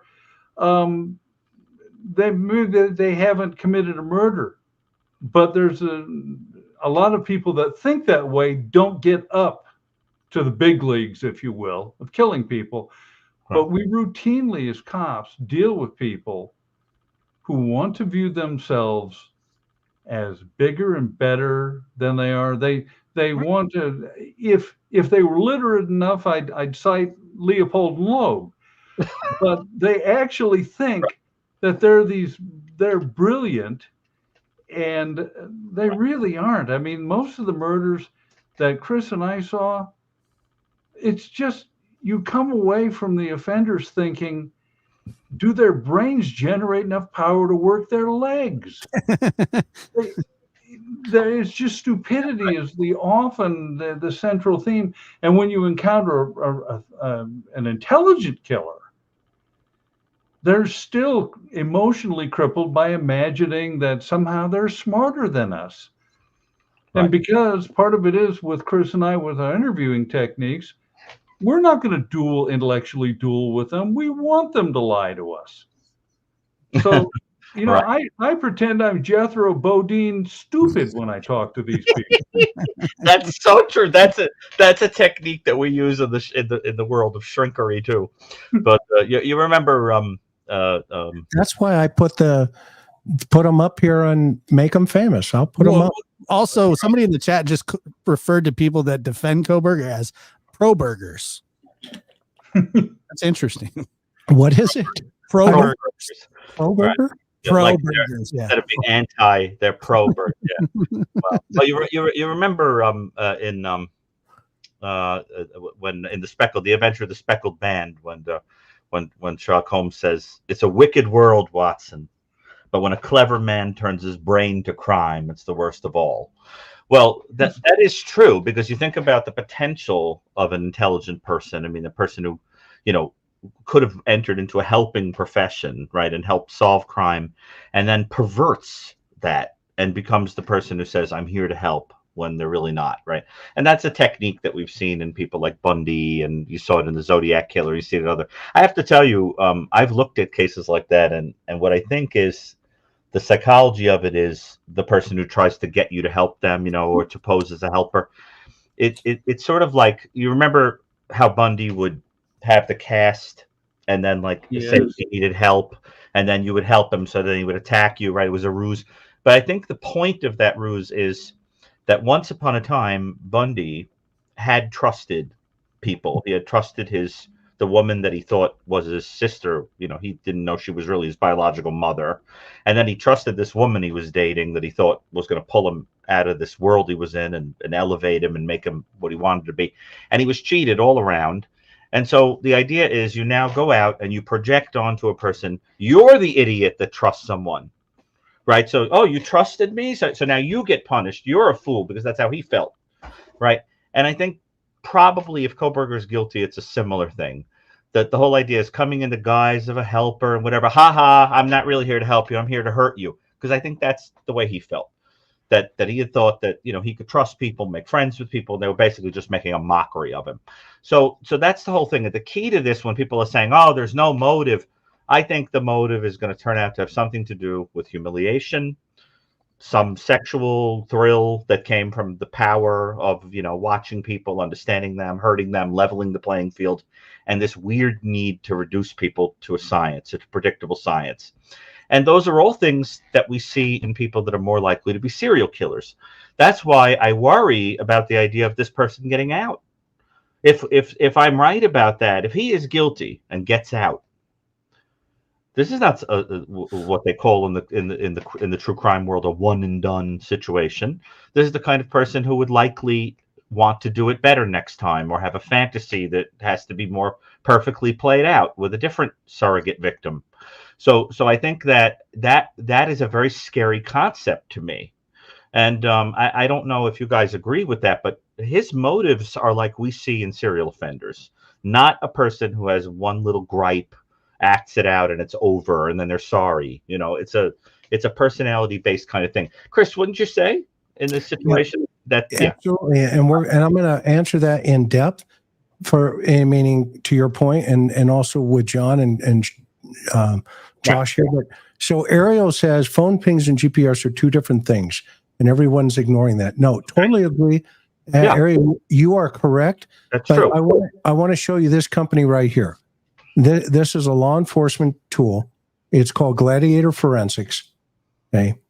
I can promise you that these guys, okay, when they just talk about cell phone pings, that's just the top of the iceberg that the public is seeing. This company here deals with the bottom of the iceberg. Okay. And this is just an idea of their product solution set. Okay.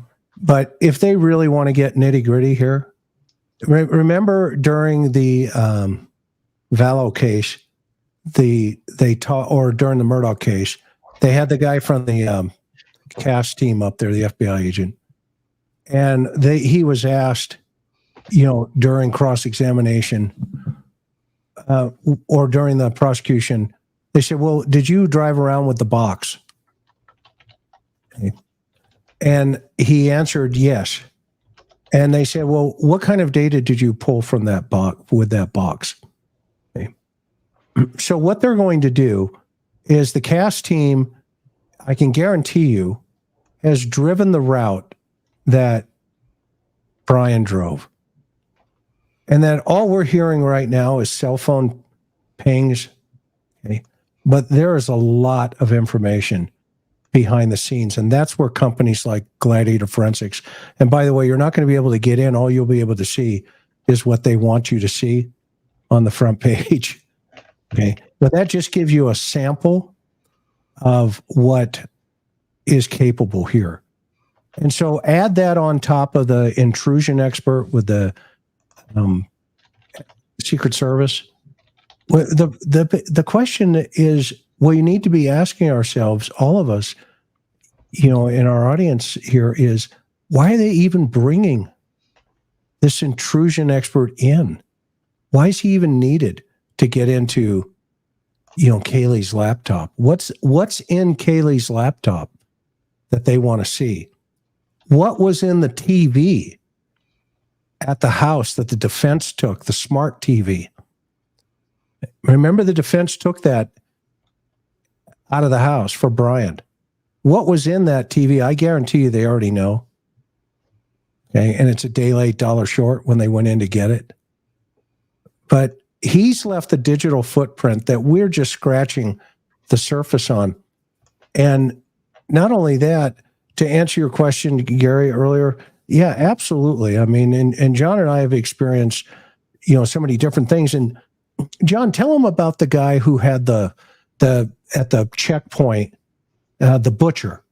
Remember the butcher? Your butcher caper at the hotel. Tell the audience what they found in the back of his trunk when you got called. The murder was on in South Oceanside. The victim had been stabbed 17 times. Wow. And his throat had been open from ear to ear, right down to the point where I could see that the knife had run between the vertebrae. And the victim's vehicle was gone. And what happened was, when the BOL was put out on the vehicle, presuming it was stolen, the California Highway Patrol contacted us and said, oh, by the way, we've got that vehicle because we've got the driver in custody. Mm-hmm. At the San Onofre checkpoint, which no longer exists, but it was a Border Patrol checkpoint about 13 miles north of Oceanside that they would stop all northbound traffic on Interstate 5 looking for newcomers. I believe that's the word we're using now. And but they had discovered that the driver was intoxicated. They sent him over into the secondary lane where the Highway Patrol talked to him. And well, they noticed that there was blood on the side of the car, and the guy was covered in blood, and there was a bloody knife in the back seat, blood everywhere. And they arrested him for driving under the influence of alcohol. We had to call them, but there was ample evidence there. And this was a random, it fell into a thematic series of murders in Oceanside, of random encounters that turned into murders.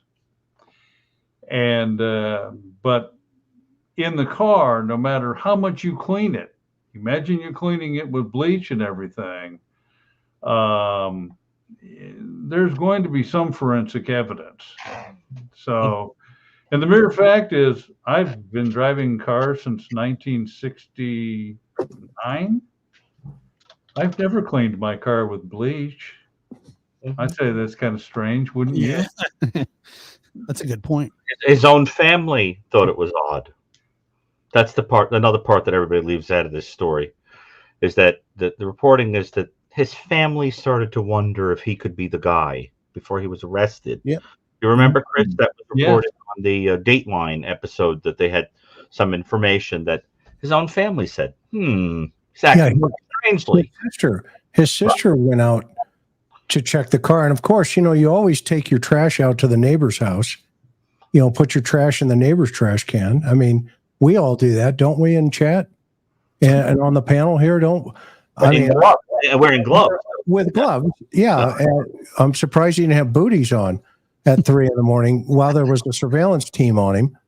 But, I mean, I can't tell you how many times I've walked to my neighbor's trash can and threw all my stuff in there. Yeah, but he probably did have something on, because the fact of the matter is, unless I don't understand the way cast off works or something like that, the fact is there would have been blood on him. Oh, there had to have been. The fact that, I mean, even the witness didn't describe the man standing there as being covered in blood. There had to be some cleanup period where, he's either goes into the bathroom, completely changes his clothes that he brought with him, something. But the fact is that how could it be that, and there's no evidence of blood in the car. So, he had to have thought in advance as somebody who was planning out, some kind of offense. And yes, we have to say, if it's true, it's true. If it's true, well, then what steps can you envision that somebody would have to take to leave no blood? Just get rid of the clothes. Well, exactly. So you would have had to have brought a change of clothes with him. Or you wear the clothes out, and doesn't necessarily mean he didn't have his car set up. I mean, there are capers where, crooks have put plastic on their seats. They've dressed up to, go commit the crime. I mean, he went into that house that night, if he's the guy, right? If it's true, okay, if he's the guy that went into the house, I mean, he was prepared to get, take care of business. Take care of business. And we don't know, if the cops missed something, because, by the way, as everybody knows in the chat, cops make mistake. You know what's really cool right now? It's not cool, but what's fun is OJ's gone. Okay? He's gone. Have you noticed how the internet has lit up now with everybody coming forward and saying, yeah, he killed him. Yeah, he did it. Okay. But back in the day, it was Tom Lang, it was Mark Furman, it was Van Housen, all the LAPD cops, they're the ones that did it. Okay. They're the ones that did it. And just mods, while I'm thinking of it, can you go to the lab and somebody pull a link from Josh's community page and throw it into the chat about our podcast? Okay. But anyway, but now today, all of a sudden, everybody's going, even Dershowitz is coming up and saying, yeah, there's some problems. And, Cato has a podcast now, and he's talking about OJ. Okay? But at the time, by golly, there is no way OJ Simpson did it. I just feel bad, Chris, that out on the golf course, he couldn't find the real killers before cancer claimed him. I was waiting for that. I was telling you guys, I saw when we did the podcast, I saw in the Onion, the satirical newspaper, it said that because the coffin didn't fit, they had to send OJ back from the other side. Oh my God! It's hilarious. I just got such a kick out of that because it's ridiculous. But Chris, I think what we did tonight was I think we not only raised some important questions that only I think the most rigid apologist would even attempt to combat. But right, exactly. But I also think that what we did was we made it obvious that it isn't only a problematic alibi; it's actually kind of insulting to the intelligence. It's a stupid alibi. I mean, I wish you could hear me say that. It's a stupid story. I don't know what else to say. It's a stupid story. Yeah, and that's the jury is going to think it's stupid. Yeah. What would you say? Yeah, that's what I'm saying. If this was an unknown case, like it was just kind of a local, case, this would not. I mean, there'd be a plea deal. There'd be all kind. I mean, it would just not even live up to the standard of the trial of the year or the century or whatever it is that you want to say. And it was just, you're right. It is kind of insulting to wait 2 years to come up with a stargazing alibi. I don't even know if that meets the legal definition of an alibi. I mean, you're trying to prove that you weren't there by your cell phone. Your entire case of the quadruple homicide is based on nothing more than cell phone pings and stargazing. Oh boy. And you know what? We got, if you guys want more great content of like this, go to our podcast. It's called The Witness Box. And I'm telling you, once a week, you're going to laugh. You're going to cry. Some of you will get angry. We're sorry. Oh, no. Chris, usually Dr. Gary, a troop of nuns ready with the rulers. A troop of nuns. Okay. And everybody throw our stargazing glasses up in the emoji in our chat here. If you're new to the interview room, our family here, we sure love you guys. And we have a lot of fun over here. We try not to do drama, but we do comedy.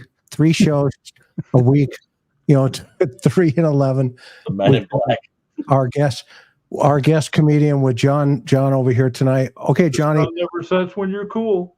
Tell them the story about Irk.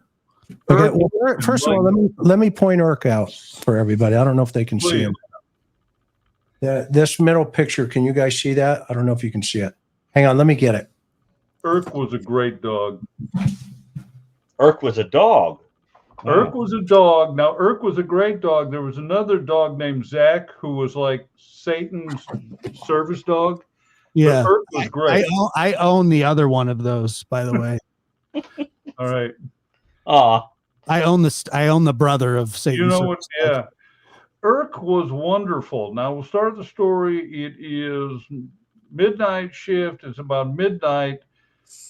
And Chris is out with Irk, and he radios that he's going to be making a field of being a pedestrian contact in the north part of the downtown. I roll to cover Chris.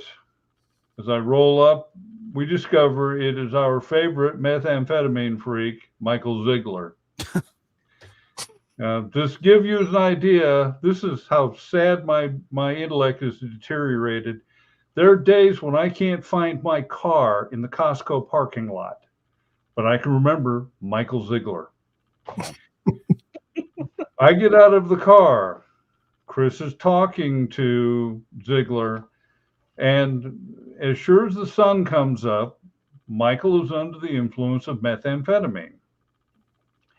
Of course, he tells us he's given it up, which he did pretty much every day. And when Michael discovers that perhaps we don't believe him and we're going to take him to jail for being under the influence of drugs, he suddenly launches himself, hits Chris in the chest with his hands like this, bangs him. Chris falls back into the police car. Ziegler takes off running down the alley. I'm running down the alley with my nightstick.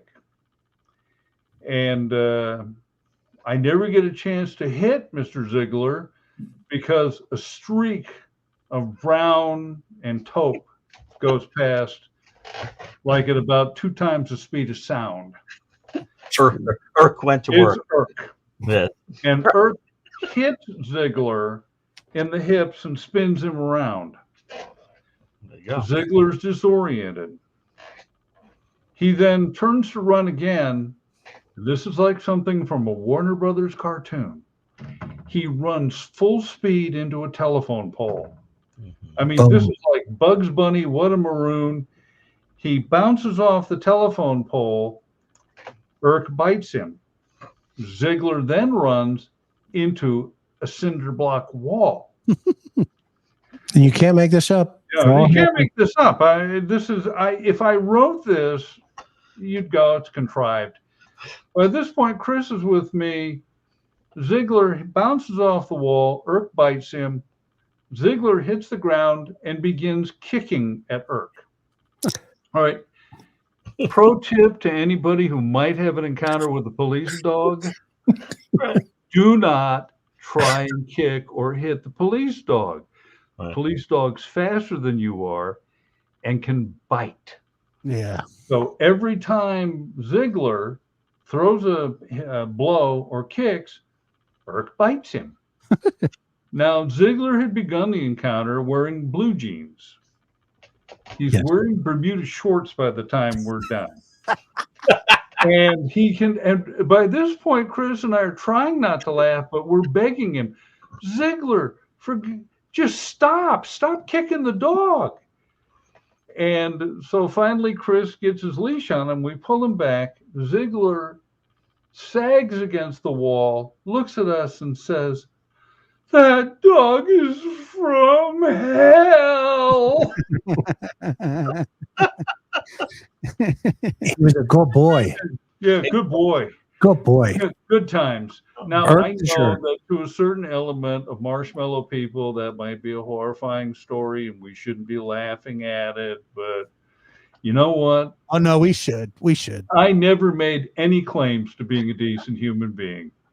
Go back to the beginning of this broadcast. Never said that. Well, anybody that wants to try and kick a dog is not a good human being. So No, well, there you go. that is true. It's true. There is a special place in hell for people that hurt animals. I'm with you on that. Very special place in hell for them. They're better than yeah. I'm like, I could hear the most abysmal stories about human beings. I've heard everything, and Yeah. But then if you tell me that somebody hurt an animal, I become very upset by it. Yeah. Like, wait, That's so. but they hurt the hamster? What? And I'm like, it's like there's something about that I can't handle. Right. Well, because they don't do anything but love people in a loyal way. I mean, they're just completely and totally innocent. They're better than human beings because guess what? I've had like 6 golden retrievers in my life, and never one of them has called me at 2:00 in the morning and said, "Dad, I'm in jail. Can you throw me some bail?" Well, if I always said that even when back before there was even a suspect in the Kohberger case, I remember I said, whoever this guy is, it's interesting that he left the dog alive, whatever. And I had speculated at the time that it would be the kind of person who liked animals more than people because they were predictable. They are like a science, right? And then we find out that there's a suspect who's a vegan and who, and I just kind of started to think to myself, I bet this guy liked animals. And he can be gleeful that he can go, "I'm smarter than the animals." Well, that's true. There's also that they're dependent on him, right, for their livelihood, right, for whether they live or die. What on earth is happening to you're having a conniption fit or something there? Are you okay? Just said, He's breathing I never had a dog call me at 2 a.m. and say, "Hey, Dad, I'm in jail. Can you throw me some bail?" Call on the phone and say, "The cops say I took that car." They are the best. I don't know That is for sure. I feel like my blood sugar dropped or something. I don't exactly know what's going on. Yeah, I don't know if something's going on. I hope everybody has enjoyed tonight's program. We are 2 hours into this. We've got just under 3,000 people that have been watching us. So if you think about that, we're so grateful for each and every one of you. I know we're all laughing over here, but at the same time, this is real stuff. This is John. If you came in late, this is John on the cover of Police Magazine a long time ago. He's pulling a guy out of the water there, and if you look on the very bottom right-hand corner, you see the guy's hand sticking up. And that guy with the stick there, who's trying to get the body over, is our old friend and dear partner. He was a motor officer at that time. His name is Dave Grant. Rest in peace to Dave. He passed away in Northern California in a accident. And there was a deputy just tonight named Tobin Bolter from Ada County Sheriff's Office who also lost his life tonight. So we always want to pay tribute to our law enforcement, the blue out there. And we're very real with life here. Even though we tell these little war stories and stuff like that, we also want to make sure that families are recognized primarily with our victims out there. When, you open a YouTube channel, you have a responsibility to those families and to those victims. Right. Whether you like it or not, the suspect is not the most important person. Yes. The victim is the most important person, and the surviving family members are the most important people. And what I love about this chat and about the folks that come watch us, and hopefully you'll come listen to us over at the witness box. What I love about this chat is each of you are so kind to one another, and that our mods take care of you. Hopefully that you feel welcomed here. And it's really cool because every once in a while you can tell the people that just don't fit, and they come in, they stir the pot, and whatever. But here's a hint to you. Here on the interview room, we're not going anywhere. We're going to keep going and doing what we do because we do it because we do care, not about the attention getters, but about those people that need attention, like the families. There's nothing worse than losing a child. I can tell you from personal experience, there is nothing worse than feeling that pain and then having other people pour gasoline on top of that with a fake alibi, or at least a bogus one at this point, if it's true. Okay? If it's true. If that alibi is true, then I guess the courtroom will flush it out. But anyway, we hope that you guys come and watch us and listen to us again over there. Any final words, guys, before we sign off here? And stay on after the end of the show to chat for a minute. But anybody else? I was going to say that, when my mother was murdered when I was a young boy by my father, and there was going to be potentially a trial, right? But I mean, he had admitted to doing it. There were eyewitnesses, and there was talk of the defense was going to be that she was a cheating, whatever, and that he was forced into it by, a jealous rage because things like that. Ultimately, our family accepted the deal of 25 to life because they just didn't want to go through that. They didn't want the victim, my mother, to be dragged through the mud at a trial that it was obvious what had happened. And even that wasn't even true what they were saying, but that was going to be the defense to try and get years knocked down. And it's a terrible, terrible thing. And this was before social media or anything like that. And it was very hurtful to our family that was the route that that the defense had planned on going. And so you're right. The suspect is not the most important person. It is the victims. So, right. Well said. Well said. All right. With that, aloha, everybody. Continue to be kind to everybody. Go buy The New Evil. Go buy John's books. They're all in the links below. I think Gary's in the top 4 or 5 spots on the Amazon. He keeps going between number 1 and number 2. Get him up. So let's push him up over the edge here. I like to think the book is better than number 2. And the Witness Box on Spotify and Right. Apple Podcasts. It is not on YouTube, so please subscribe on. You can subscribe on Spotify and Apple Podcasts. We'll be recording an episode tomorrow, Wednesday. We're going to be on a good schedule. So, and I think that you guys are really going to enjoy it. Dr. Gary and Chris, and then we end up. I know we've already had an amazing guest. We'll have many more, and it will be a good. We got to get John in the mix here. Absolutely. But we haven't heard the first of what he talks about. He's hysterical. He's hysterical, and we hold the record for the trivia contest. We won the trivia contest years ago. We did win the trivia contest, and for the police, we went up against 28 other teams, and everybody thought that the police team, that we'd be able to answer trivia questions like, can you hit somebody with a 6L Kellite? Yeah. But we actually smoked the opposition. Even the librarians. We smoked the librarians. They were dumbfounded. How did these people do this? And Danny Aarons. We got to give a shout out to Danny.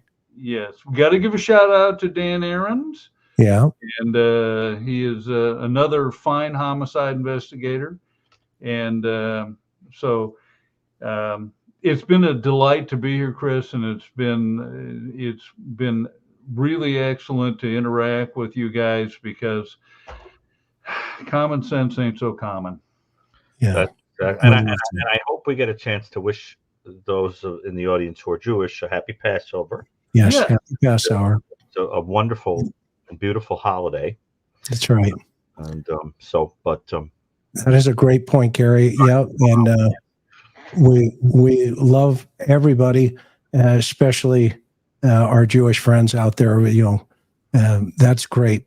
That's absolutely great point, Gary, and thank you for bringing that up tonight.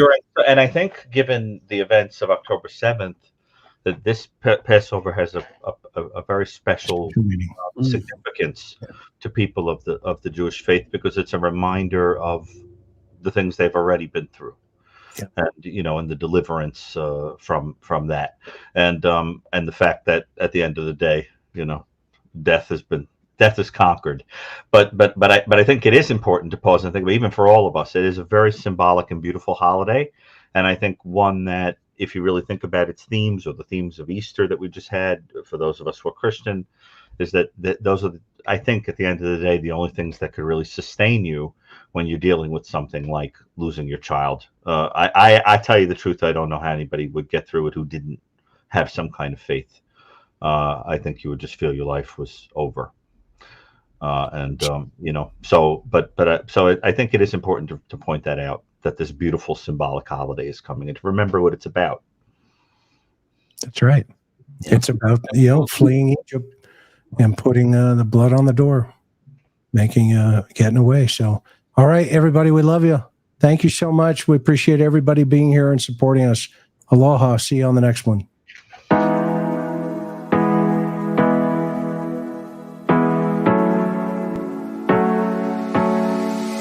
Hard working every day, I'm stressed out 24/7, babe. No timeouts, wish we could fly away. You and I go to our favorite place. Oh yeah, make special memories together. I'll be your company now and forever. I say we fly away, you and me, go to our favorite place. Feeling the sun on my face in Hawaii. With you, Hawaii. With you, Hawaii. With you, Hawaii. I need a summer breeze, some fresh air to put my mind at ease. No cares. You wanna come with me? Me and you go to our favorite tree. Are you ready now? We jump on a plane now. We're taking away. Yeah, we're taking away. Don't hesitate now. We're taking away. Yeah, we're taking away. We'll never come down. We're going away. Yeah, we're going away. You and me. Feeling the sun on my face in a